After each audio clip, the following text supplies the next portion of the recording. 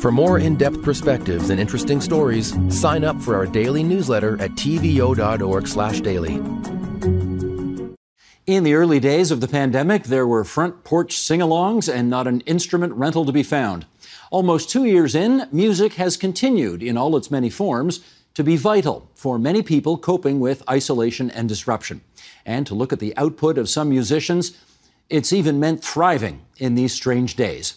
With us for their thoughts on how music shaped this second year of the pandemic, all of them in the provincial capital, starting in the West End in Etobicoke, let's welcome Samiko Wilson, a freelance culture writer. In the East End, Elamine Abdelmahmoud, culture writer at BuzzFeed News. And in the Annex, Megan Lapierre, staff writer at Exclaim magazine. And we're delighted to welcome you three onto TVO tonight. And just before we start here, Elamine, I've got to say, you look eerily familiar to an Elamine Abdelmahmoud who used to work here at TVO many years ago. Are you the same guy by chance? Absolutely no relation. I don't know who you're talking about. Okay, got it. Hi again, Elamine. It's nice to have you back on our airwaves. Good to see you. Having said that, you stand aside for a second because I'm going to talk to your friends first. Samiko, I'd like to know how you would describe your relationship with music in the year 2021. Oh boy, where should I start? I think that music was such an incredible way to maintain a sense of normalcy during an entirely abnormal year. Not being able to attend shows was tough, but I think that it was a great way to stay connected with my friends, to kind of maintain the same cultural diet and feel connected to everything that was going on when we were so disconnected. Megan, how about you? Yeah, I totally echo all of Samiko's thoughts. And I think it's really interesting to think about the way the pandemic has sort of changed the daily experience of time, and the way we decorate it with music has definitely changed with that. And I think 2021 has been especially great because we moved a little bit past the nostalgia that comforted us in the early days of the pandemic and had more of an appetite for new music and discovering new artists to love. Elamine, you get to bat cleanup here. Well, I mean, maybe I'll do a combo of those ideas, because for me, music was a way to mark time as we went through this year. You know, I remember January because I remember the Olivia Rodrigo album, and I remember August because I remember the really messy Kanye West rollout. Like for me, you know, because we're not really making a lot of new memories during this pandemic, the memories that I do have tend to be pop culture moments, and they tend to be music moments particularly, you know, like when a certain album entered my life, or when a certain, musician did something publicly that was really interesting to me. If it wasn't for music, I would have no idea what month it is. So happy birthday, Taylor Swift, you know? Oh, right on. Okay. How old is she? She's 32. 32 years old. Wonderful. I actually know who that is, just so you know, Elamine. I do know who Taylor Swift is. Even though we just had Mr. Sinatra's birthday, I think 106. I think it was 106th birthday a little while ago, just this past weekend. I do know who Taylor Swift is, though. Megan, follow up on that if you would. And that is, one of the things we really needed music to do for us over the past 19 months in particular is to help us through the loneliness and the isolation of a COVID-19 pandemic in ways that were even more dramatic than say, music usually performs that role for us. Can you help us understand the role you think music played in that regard? Yeah, I think it was huge for staying connected. And I think we often think of listening to music as kind of a solitary activity, but it's always connective, even if you're just connecting sort of one-sided to the artist you're listening to. I think it has been a huge source of comfort and bonding, even with the people already in your circle, with other people just, posting a song to their Instagram stories. I'm one of those people that actually clicks through and listens, and it can just open up the world to new forms of connection. Samiko, was music even more important in the last 19 months than otherwise as it relates to isolation, loneliness, that kind of thing? Absolutely. It makes me think of, there's this psychotherapy exercise where it says name 10 things you can see, 10 things you can feel, 10 things you can smell. And for me, it was name 10 songs you can listen to. What are 10 songs you like? It was a way of maintaining a sense of normalcy, for sure. Elamine, how about you on that? I guess I found myself, evoking space a lot as I was listening to music. As new albums came out, I started thinking about what would this album sound like in a room full of crowded people? What would it sound like as if I'm just like driving past a place or walking past a place and they're blasting these songs of this album? So for me, I sort of went to that imagining place. Like I can't imagine the Doja Cat album like not on the, the dance floor of some kind of club somewhere. It's really hard for me to imagine that. And so like listening to that solitarily made me have to go to like the imaginative space of saying, okay, where will this album actually sound best? What is this album designed to do? And that was strangely like a really warm, connective experience in the sense that you start thinking about outside of your immediate sort of environment. Elamine, maybe follow up with this, and I'm really not trying to sound like all three of your fathers here, but but when I was your age, we used to do things called making a mixtape for somebody, and it was on a cassette. This is before CDs, and I gather nowadays you guys do this like Spotify blend feature or something where you all make playlists and then share playlists with each other. How I mean, I guess is it the same phenomenon basically as making a mixtape, Elamine? Yeah, the same phenomenon, just way easier than you had it, Steve. So, we just have to add a playlist, add a song to, a playlist that you want. And so, like, I found myself, like, making playlists for some friends who are going through tough times, making playlists for friends who are saying, you know what, I've never heard of this artist. Can you get me into them? Can you figure out a way for me to get into them? And I was like, yes, of course, I can do that for you. I have a friend named Allie who, she's a runner, and she has been inviting me to constantly sort of make her running playlists. And I like get a lot of joy out of doing that.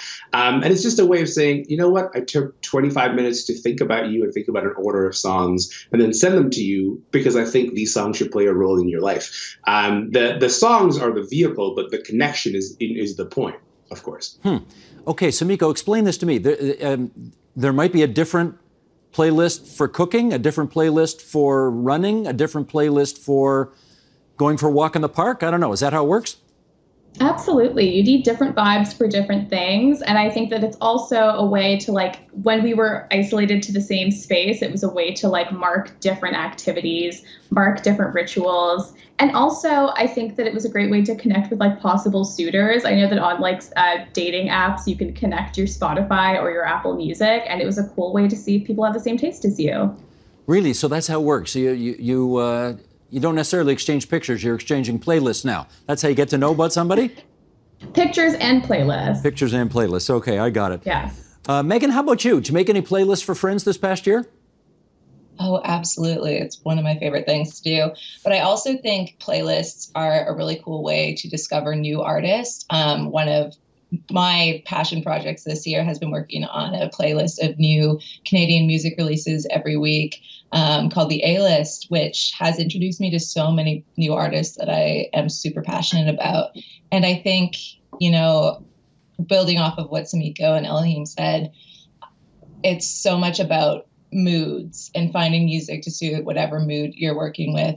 And I think, we were a little bit more introspective in 2020 and 2021 and kind of got in touch with our emotions and our fluctuations more. And music was the perfect accompaniment to those oscillating rhythms.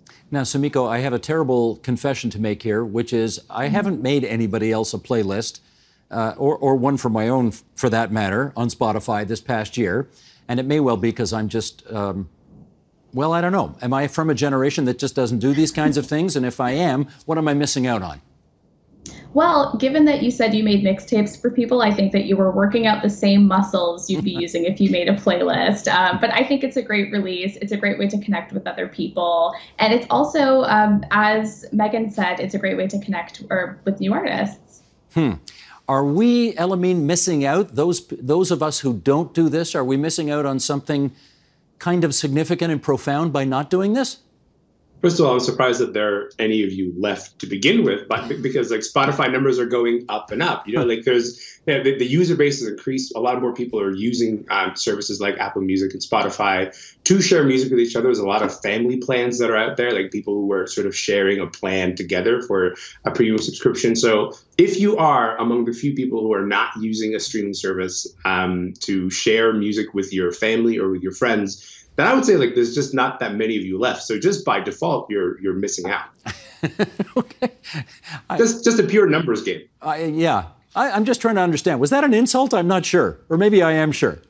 look, man, it's up to you. However you want to interpret it. I gotcha. Megan, follow up on that if you would. Given that I'm a complete novice at this and have no idea how to do it, and you've known me now for all of 5 or 10 minutes, would you like to give me some advice on what kind of playlist I ought to put together for a particular mood? Or, I don't know, you tell me. Well, where do we even begin? I think a lot of times if you're kind of feeling one song or album or artist, it makes sense to sort of move them into a space where you can connect them with other like songs and artists and just kind of keep that general vibe going. But at the same time, I also don't like things that are too one note. So you kind of put things together that make sense, but also have, sort of peaks and valleys in the playlist.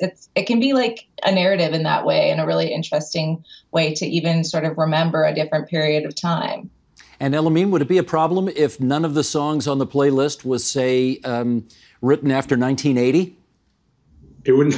Not at all. I certainly have a lot of playlists that sort of are decade specific. Certainly some 60s playlists, some 70s playlists. So no, that's not a problem at all. But having said that, I think that the main through line here is for you to curate a mood. You're trying to curate some kind of general vibe that you're going for, and how certain songs fit together, or how they might be in a relationship with one another, even if they're not necessarily in the same mood.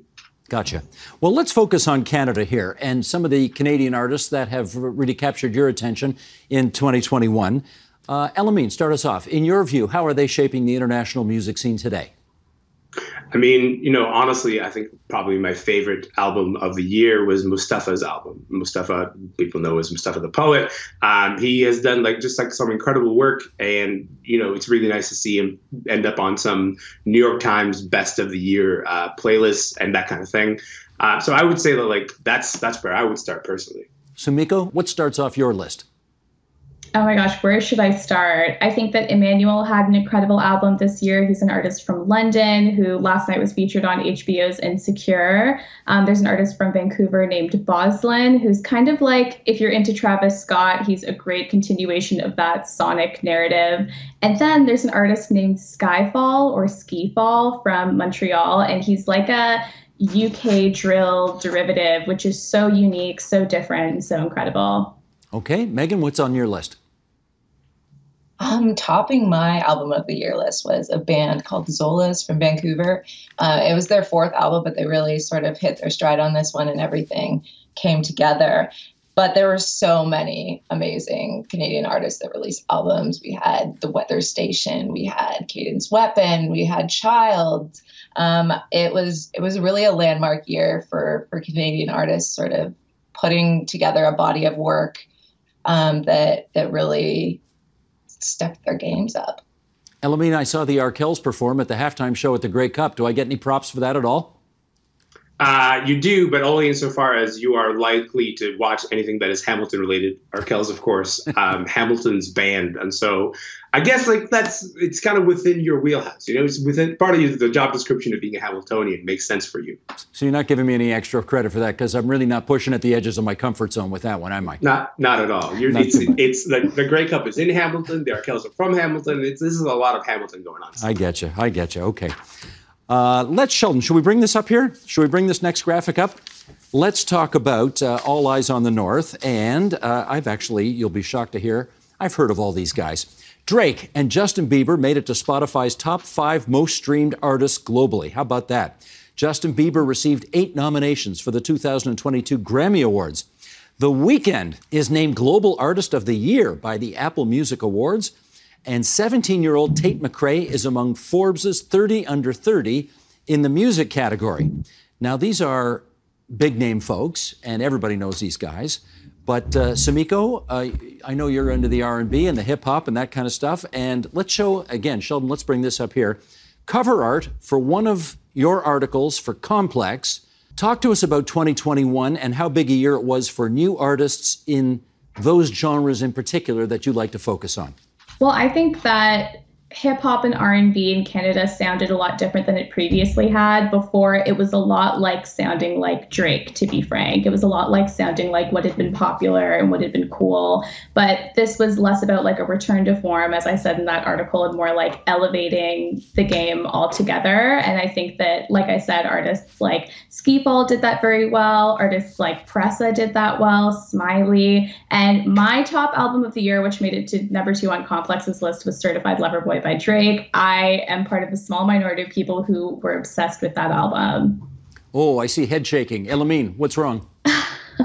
I just can't relate. I'm so sorry for you, Samiko. I feel so terrible. I'm only saying this because that was, I think, for me, a sort of middle of the road Drake effort. It's got some bangers. It's got some songs that are like, why are we doing this still, Drake? And so that's just where I stood on that album. And so I was shaking my head, sort of mercifully thinking, hey, I'm off camera. I get to just sort of shake my head at this. But now I've been called out on it. So now I have to talk about how this album was, I'm so sorry to say, maybe the 4th best Drake album, 5th. I don't know. It's pretty low on the list for me. Samiko, do you want to convince him of the error of his ways? Oh, man, where should I start? I think that it was such a meta Drake album because I think that all Drake albums kind of continue the similar narrative. As I said in the piece that you showed previously, as I said in the piece that you showed previously, all Drake albums sound very similar. I think that like any song on any Drake album could be on any other Drake album and it would still be great. He knows what works and he sticks to it. Megan, you want to break the tie on this? Oh man, I feel unqualified to speak on this really, because I'm just lost on the Drake narrative, honestly. I was in it and then I just sort of fell out of it. And this album, I don't think I made it all the way through, honestly. Wow. I'm sorry, Samiko. I'm sure there are redeeming qualities. I know. Shun me. Revoke my citizenship, honestly. But I mean, good for him. Megan, what happened? That's a pretty serious diss. What happened there? It's just a lot of the same now. Like Samiko said, there is sort of a continuing narrative, which can be really interesting, but also get a little stale. And it's just, I'm waiting to get back on the bandwagon. I'm sure it'll happen. Huh. Samiko, what did you clearly hear in that album that your friends here did not? Well, as I mentioned, I think that Drake knows what works and he sticks to it.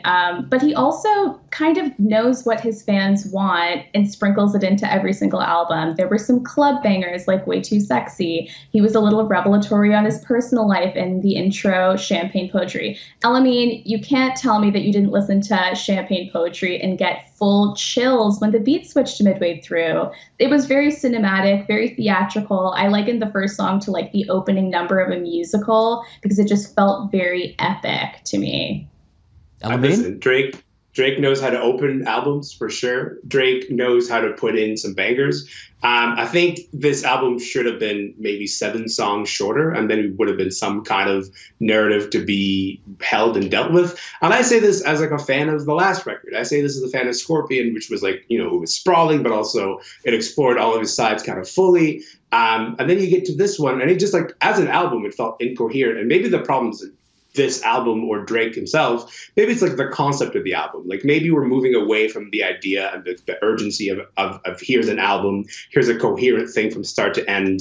And Drake might be just kind of like reaching the edges of that. And he was also getting at something when, he named More Life as a playlist and not an album. Like to me, like, yeah, that makes sense. That is a strategic business move on his part that also reduces the expectations. But when you say here's an album, I'm expecting like just something like a body of work that says something. And he himself has set his own bar, and he just didn't mean it for me. Well, notwithstanding this disagreement over Drake, and of course we have the Biebs as well, and The Weeknd, they are all huge on the music scene. I do want to ask Megan about maybe some of the less appreciated or lesser known names from the past year who you think deserve some attention. Oh my gosh, there's so many. Like I said, I feel like it's been a year where we had an appetite for more new music than we previously did when we were sort of leaning on our comfort things. And so many up and coming Canadian artists were brought to my attention this year. Many of them sort of releasing debut projects, but not even all of them, even some people further into their careers that I'm just like, how did I not know this before? But I loved, there's a band from Montreal called Afternoon Bike Ride. There's Ada Lee. There's so many Canadian artists that have just burst onto the scene. And I love finding out about new ones. Like I'm literally overwhelmed with names right now in my head, trying to think of people to say. Gotcha. Well, okay, so Miko, maybe follow up on that by saying, what are some of the qualities that you are seeing in artists who emerged over 2021? I think that there's a global quality to all of the artists who emerged in 2021 because we weren't limited to just one sonic narrative in Canada. We were kind of like opened up to the entire world because the internet did that and we spent so much time online. So I think that they sounded a lot more international in 2021. Okay, let's move on now and talk about the way in which we watched a lot of concerts this past year because, of course, until recently, we weren't allowed to go to concerts because they didn't have any. As a result, we watched a lot of concerts, be they of the kind of music that your generation listens to or maybe some of the stuff older generations listen to, online. And they were live, but they were online. And I want to know, Elamine, start us off here. Oh, somebody's desperately trying to make a cameo appearance in the background there. That's very cute. Whose dog is that, and what's his or her name? It's my dog, Kitty. Can she take a cue or what? I am so sorry. She is being very unprofessional right now. It looks like she's being escorted out right now. Oh, okay. Yeah, sorry about that. Not a problem. No, we got to hear her, which is nice, and maybe next time she'll grace us with an appearance on camera. That's fine. She was backing me up on my thoughts on the Drake album. There you go. Yeah. Very good. Elamine, start us off on this. The difference between going to a live concert and experiencing it that way versus how we sort of had to make do during the pandemic by watching live concerts on our screens. How did it work for you? I have to say that when artists started offering live streamed concerts, I was genuinely really skeptical of the enterprise. I was like, what are we doing here? Like, nothing can really replace the feeling of live music, the feeling of people being in the room and interacting with the artists and how that is shaping the music and how they're playing their music. But then I bought a ticket to a live stream of my first virtual concert, which was Brandy Carlisle earlier this year. And as I was watching it, I was like, you know what? This is an approximation of the real thing.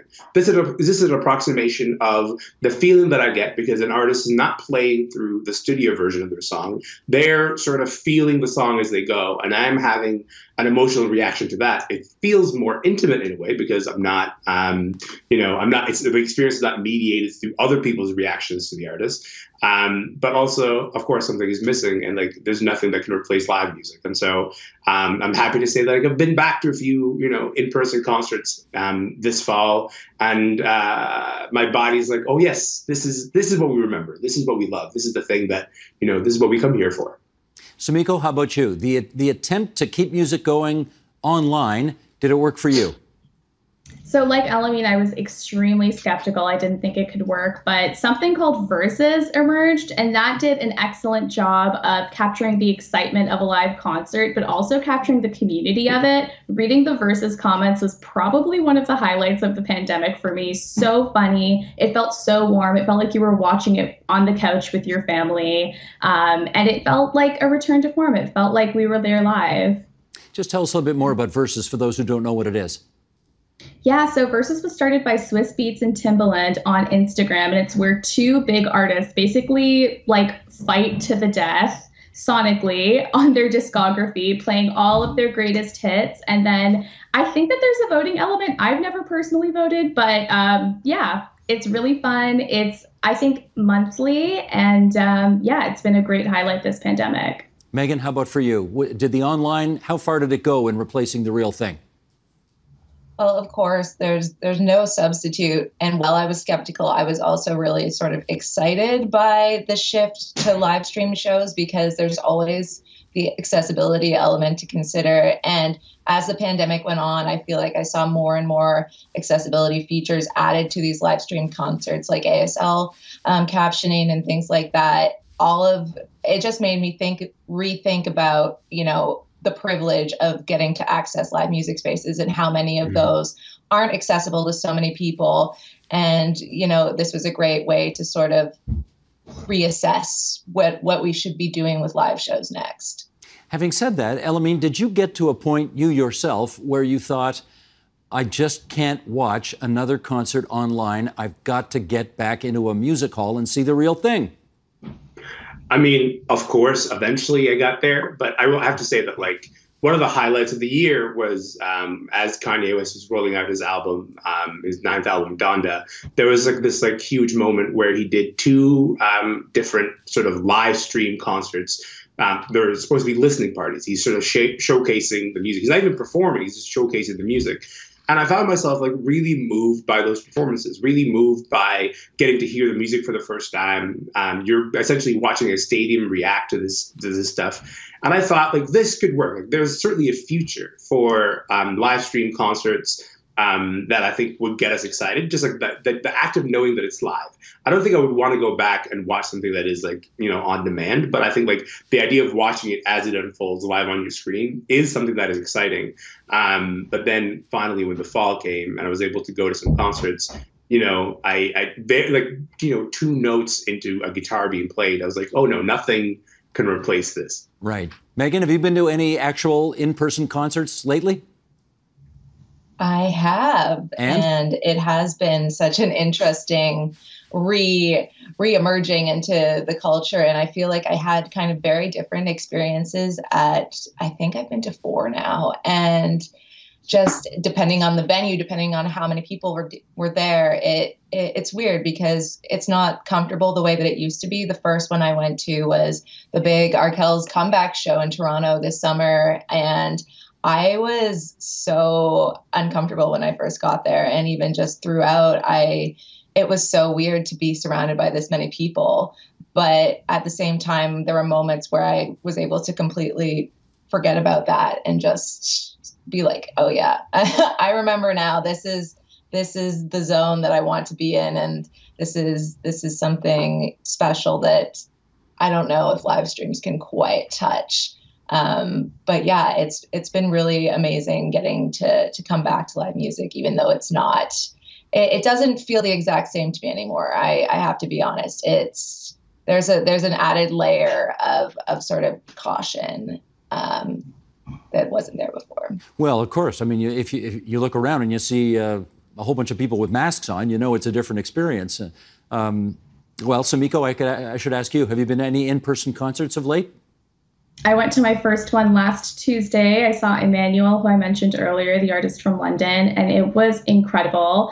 Megan, it also took me a really long time to take my mask down, but once I did, it was so amazing to see hundreds of people gathered to see this artist performing for the first time, this project that he created during the pandemic. It was incomparable. What venue was it at? It was at what was formerly the Mod Club. I don't know what the new name is, but it was, I believe, 600 or 700 people packed in there to see this artist from London. It was so special. And did they keep their masks on, the people in there? Honestly, no, which was terrifying for me. Elamine, how about you? People masking up when they go to shows? Well, it's funny that Megan mentioned that Arkells concert. I was at that Arkells concert. And it was my first show back. It was everybody's first show back. I think it was right after they relaxed the regulations in terms of gatherings and public concerts. And it was an outdoor show. And it's for the first few songs as the Arkells come on, the folks who are not wearing their masks, all I can think about is there are a lot of droplets flying around everywhere, man. But then I think maybe you get to the second or third song and you just kind of relax into the music and you let yourself enjoy the show. But I think the fact that warning has to come up at the beginning is just it's unnatural. It's just natural. It can't be avoided. Did you ever, Elamine, get to the point where you were able to forget about the fact that you were surrounded by a lot of potentially unmasked people in the middle of a global pandemic. Could you shut all that out and just really get into the music? I could, yes, but also I completely could see that how other people could not. I can't. That is not a universalizable experience. You can't expect music to do the same thing for everybody there. But for me personally, yes, I could. Well, I have to tell you, I'm just a little bit surprised that not one of you mentioned what was clearly the musical event of the past year, 2021.